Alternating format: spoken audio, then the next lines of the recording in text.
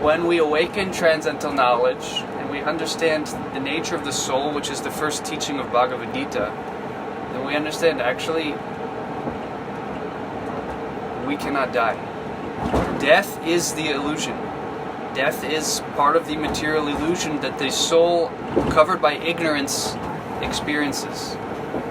And therefore any situation which awakens that fear of death, it becomes very, very absorbing in the material consciousness. So we can see in this current situation how without a higher concept of life, there's extreme panic and anxiety and fear. Because people are operating on a lower level of consciousness, identifying with this material world.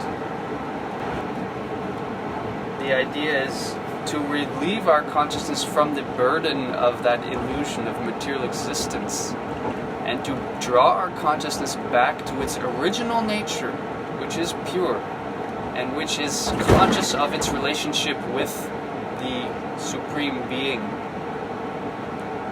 That is a stage of meditation.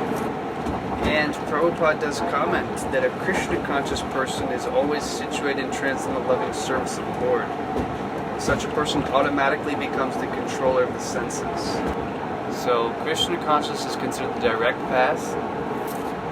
And it's mentioned that at the end of life, one is transferred to the transcendental plane of Lord Krishna.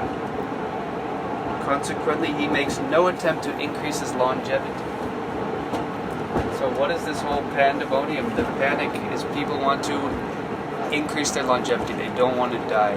That's the main motivator for everything that's happening. But guess what? A Krishna conscious person, they're not afraid of death. They're not actually worried about dying because they know death is an illusion. The soul never dies.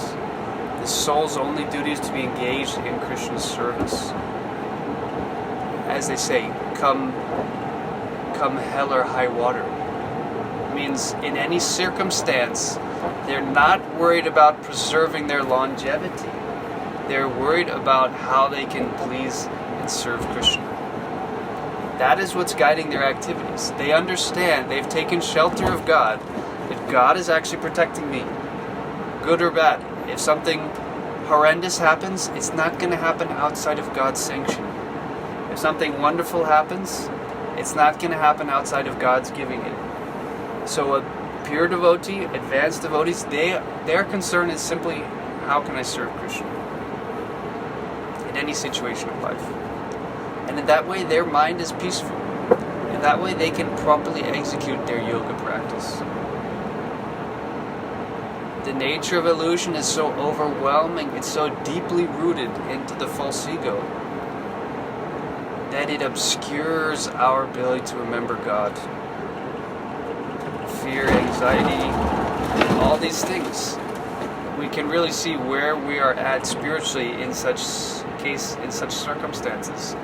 Because where our mind is going is an indicator of the degree of our faith.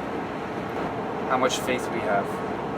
And faith, or transcendental knowledge, is the means by which we achieve success in spiritual life. So we want to associate with people who have this deeper type of knowledge, as we said in the beginning, this spiritual knowledge. We want to be cautious of people who don't have it.